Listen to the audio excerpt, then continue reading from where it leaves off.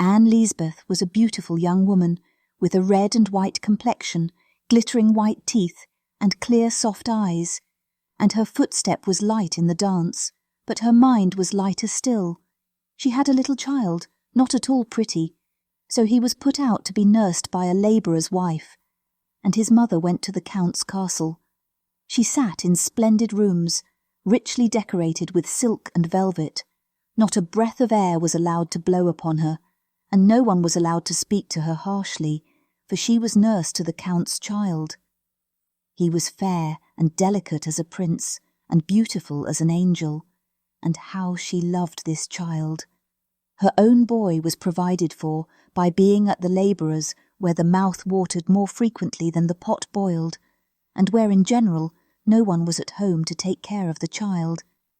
Then he would cry, but what nobody knows nobody cares for, so he would cry till he was tired, and then fall asleep.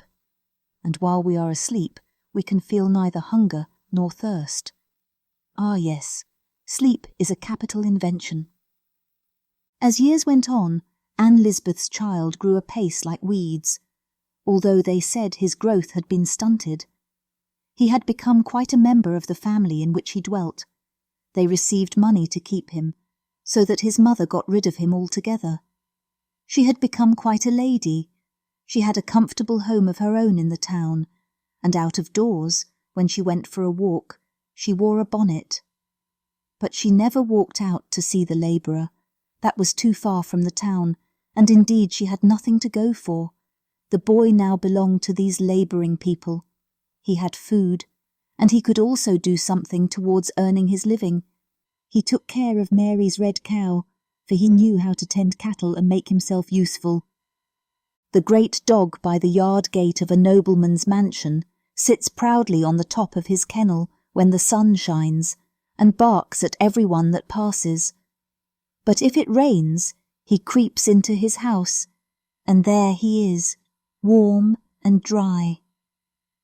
Anne Lisbeth's boy also sat in the sunshine on the top of the fence, cutting out a little toy. If it was springtime, he knew of 3 strawberry plants in blossom, which would certainly bear fruit. This was his most hopeful thought, though it often came to nothing, and he had to sit out in the rain in the worst weather, and get wet to the skin, and let the cold wind dry the clothes on his back afterwards. If he went near the farmyard belonging to the Count, he was pushed and knocked about, for the men and the maids said he was so horrible ugly. But he was used to all this, for nobody loved him. This was how the world treated Anne Lisbeth's boy, and how could it be otherwise? It was his fate to be beloved by no one. Hitherto he had been a land crab. The land at last cast him adrift. He went to sea in a wretched vessel, and sat at the helm, while the skipper sat over the grog can. He was dirty and ugly, half frozen and half starved. He always looked as if he never had enough to eat, which was really the case.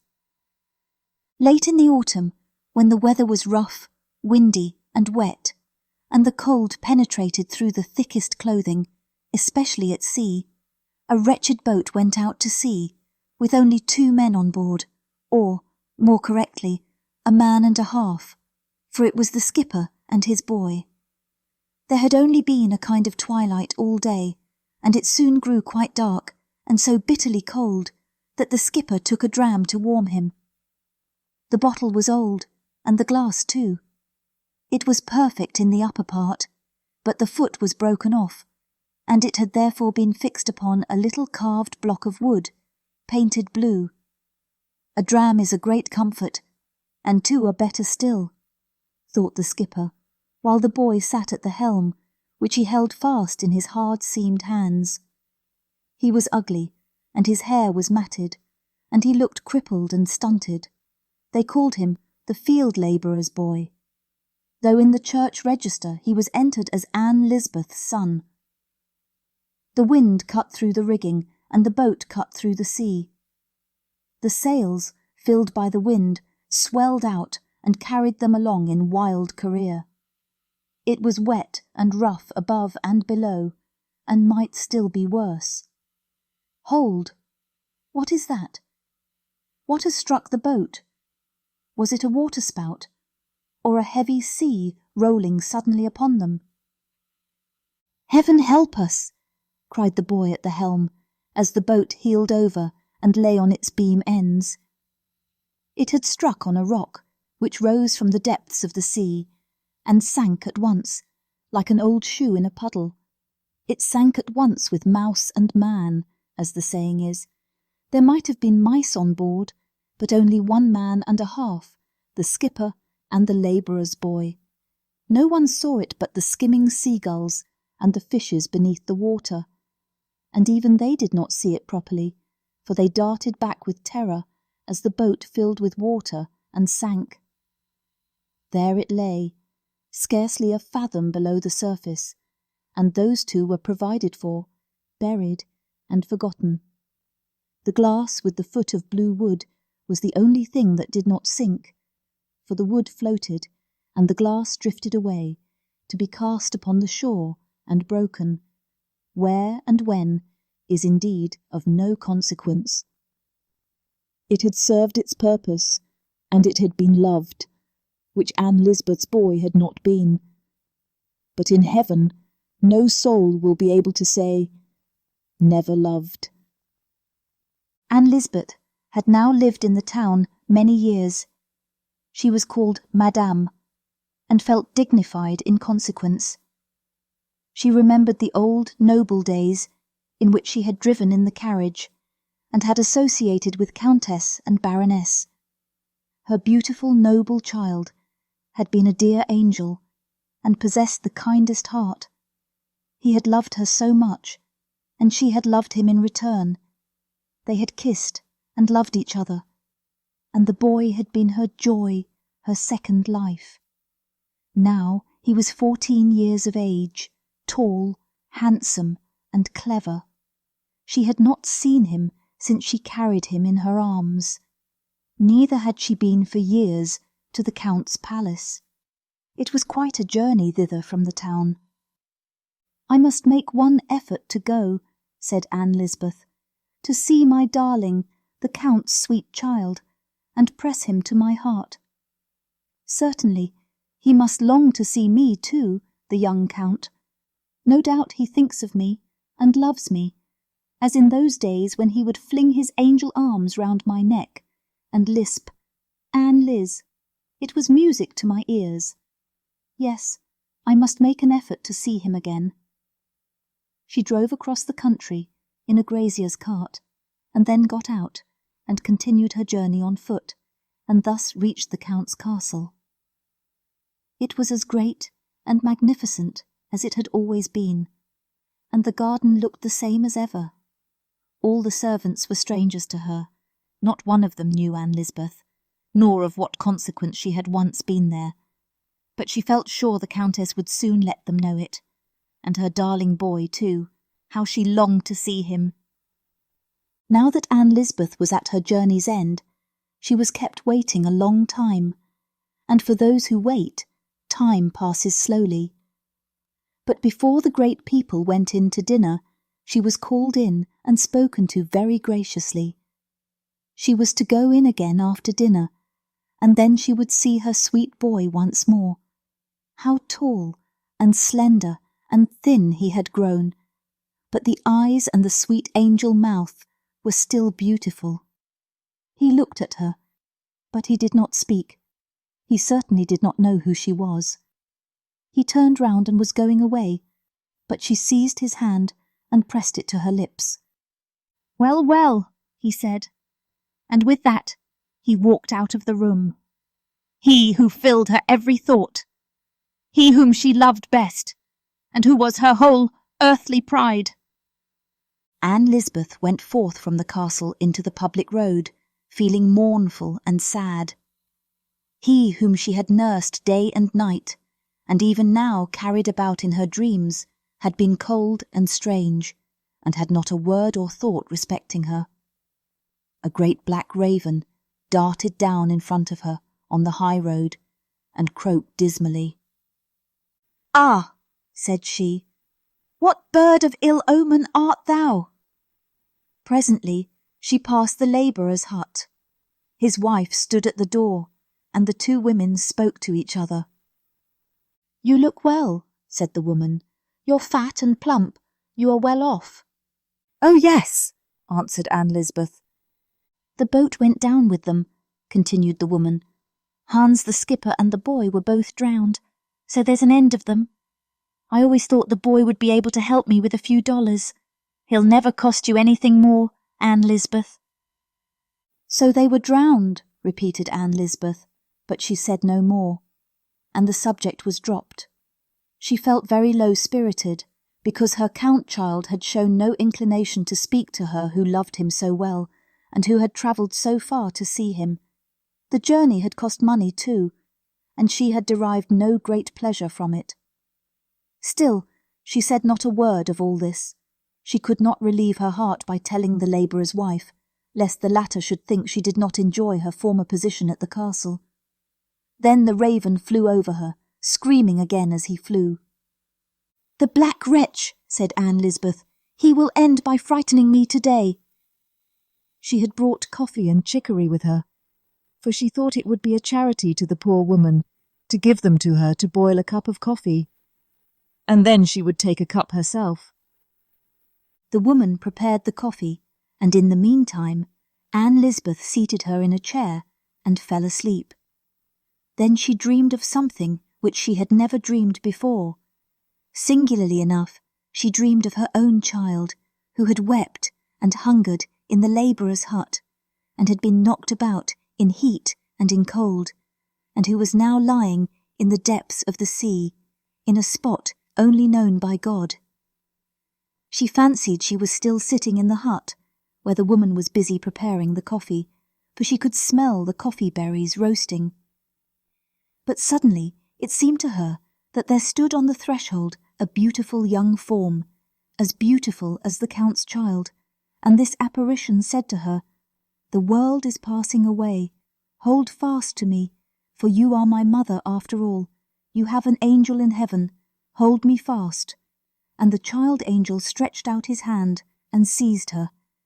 Then there was a terrible crash, as of a world crumbling to pieces, and the angel child was rising from the earth and holding her by the sleeve so tightly that she felt herself lifted from the ground. But on the other hand, something heavy hung to her feet and dragged her down, and it seemed as if hundreds of women were clinging to her and crying, "If thou art to be saved, we must be saved too. Hold fast, hold fast."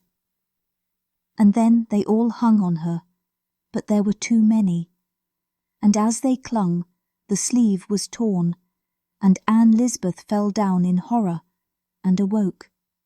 Indeed, she was on the point of falling over in reality with the chair on which she sat. But she was so startled and alarmed that she could not remember what she had dreamed, only that it was something very dreadful. They drank their coffee and had a chat together. And then Anne Lisbeth went away towards the little town where she was to meet the carrier, who was to drive her back to her own home. But when she came to him, she found that he would not be ready to start till the evening of the next day. Then she began to think of the expense, and what the distance would be to walk. She remembered that the route by the seashore was 2 miles shorter than by the high road, and as the weather was clear, and there would be moonlight, she determined to make her way on foot and to start at once, that she might reach home the next day. The sun had set, and the evening bells sounded through the air from the tower of the village church. But to her it was not the bells, but the cry of the frogs in the marshes. Then they ceased, and all around became still. Not a bird could be heard. They were all at rest. Even the owl had not left her hiding place. Deep silence reigned on the margin of the wood by the seashore. As Anne Lisbeth walked on, she could hear her own footsteps in the sands. Even the waves of the sea were at rest, and all in the deep waters had sunk into silence. There was quiet among the dead and the living in the deep sea. Anne Lisbeth walked on, thinking of nothing at all, as people say, or rather her thoughts wandered, but not away from her, for thought is never absent from us, it only slumbers. Many thoughts that have lain dormant are roused at the proper time, and begin to stir in the mind and the heart, and seem even to come upon us from above. It is written that a good deed bears a blessing for its fruit, and it is also written that the wages of sin is death. Much has been said, and much written, which we pass over or know nothing of. A light arises within us, and then forgotten things make themselves remembered, and thus it was with Anne Lisbeth. The germ of every vice and every virtue lies in our heart, in yours and in mine. They lie like little grains of seed, till a ray of sunshine, or the touch of an evil hand, or you turn the corner to the right or to the left, and the decision is made. The little seed is stirred, it swells and shoots up, and pours its sap into your blood, directing your course either for good or evil. Troublesome thoughts often exist in the mind, fermenting there, which are not realized by us, while the senses are as it were slumbering. But still they are there. Anne Lisbeth walked on thus with her senses half asleep, but the thoughts were fermenting within her. From one Shrove Tuesday to another, much may occur to weigh down the heart. It is the reckoning of a whole year. Much may be forgotten, sins against heaven in word and thought, sins against our neighbour and against our own conscience. We are scarcely aware of their existence, and Anne Lisbeth did not think of any of her errors. She had committed no crime against the law of the land. She was an honourable person, in a good position, that she knew. She continued her walk along by the margin of the sea. What was it she saw lying there? An old hat? A man's hat? Now when might that have been washed overboard? She drew nearer. She stopped to look at the hat. Huh! What was lying yonder? She shuddered. Yet it was nothing save a heap of grass, and tangled seaweed flung across a long stone. But it looked like a corpse. Only tangled grass. And yet she was frightened at it. As she turned to walk away, much came into her mind that she had heard in her childhood. Old superstitions of spectres by the seashore, of the ghosts of drowned but unburied people, whose corpses had been washed up on the desolate beach. The body, she knew, could do no harm to anyone, but the spirit could pursue the lonely wanderer, attach itself to him, and demand to be carried to the churchyard, that it might rest in consecrated ground. "Hold fast! Hold fast!" the spectre would cry, and as Anne Lisbeth murmured these words to herself, the whole of her dream was suddenly recalled to her memory, when the mother had clung to her, and uttered these words, when amid the crashing of worlds, her sleeve had been torn, and she had slipped from the grasp of her child, who wanted to hold her up in that terrible hour. Her child, her own child, which she had never loved, lay now buried in the sea, and might rise up like a spectre from the waters, and cry, "Hold fast! Carry me to consecrated ground!" As these thoughts passed through her mind, fear gave speed to her feet, so that she walked faster and faster. Fear came upon her as if a cold, clammy hand had been laid upon her heart, so that she almost fainted. As she looked across the sea, all there grew darker. A heavy mist came rolling onwards, and clung to bush and tree, distorting them into fantastic shapes. She turned and glanced at the moon, which had risen behind her. It looked like a pale, rayless surface, and a deadly weight seemed to hang upon her limbs. "Hold," thought she, and then she turned round a second time to look at the moon. A white face appeared quite close to her, with a mist hanging like a garment from its shoulders. "Stop! Carry me to consecrated earth," sounded in her ears, in strange hollow tones. The sound did not come from frogs or ravens. She saw no sign of such creatures. "A grave! Dig me a grave!" was repeated quite loud. Yes, it was indeed the spectre of her child, the child that lay beneath the ocean, and whose spirit could have no rest until it was carried to the churchyard, and until a grave had been dug for it in consecrated ground. She would go there at once, and there she would dig.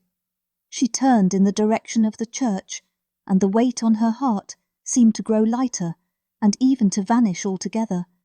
But when she turned to go home by the shortest way, it returned. "Stop! Stop!" And the words came quite clear, though they were like the croak of a frog, or the wail of a bird. "A grave! Dig me a grave!" The mist was cold and damp. Her hands and face were moist and clammy with horror. A heavy weight again seized her and clung to her. Her mind became clear for thoughts that had never before been there.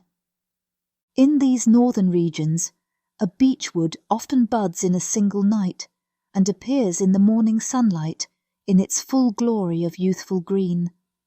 So, in a single instant, can the consciousness of the sin that has been committed in thoughts, words, and actions of our past life be unfolded to us.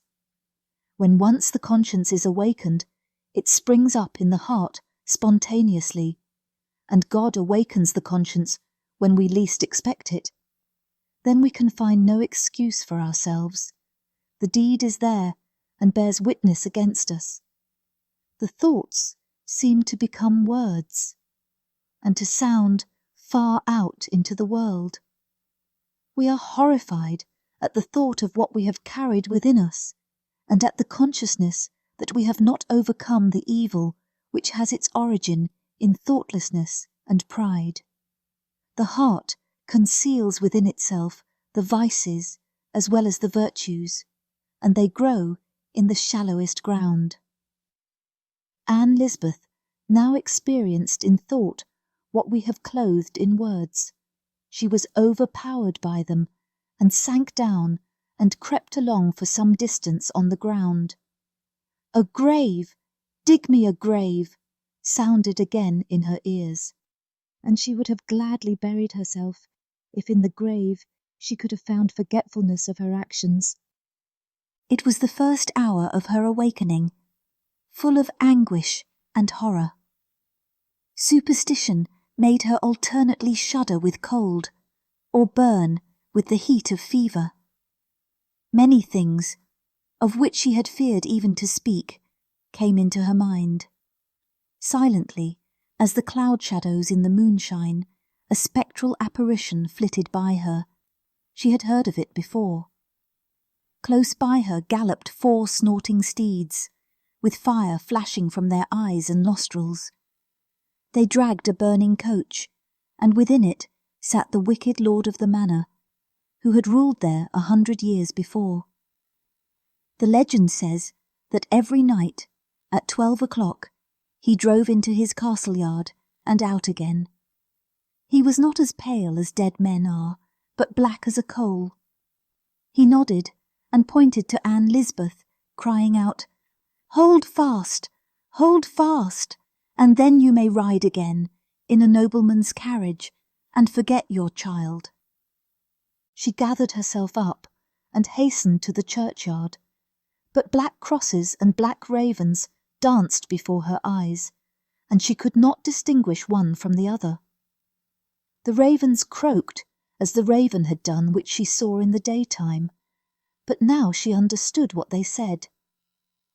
"I am the raven mother, I am the raven mother," each raven croaked, and Anne Lisbeth felt that the name also applied to her, and she fancied she should be transformed into a black bird, and have to cry as they cried, if she did not dig the grave. And she threw herself upon the earth, and with her hands dug a grave in the hard ground so that the blood ran from her fingers. "A grave! Dig me a grave!" still sounded in her ears. She was fearful that the cock might crow, and the first red streak appear in the east before she had finished her work, and then she would be lost. And the cock crowed, and the day dawned in the east, and the grave was only half dug. An icy hand passed over her head and face, and down towards her heart. "Only half a grave," a voice wailed, and fled away.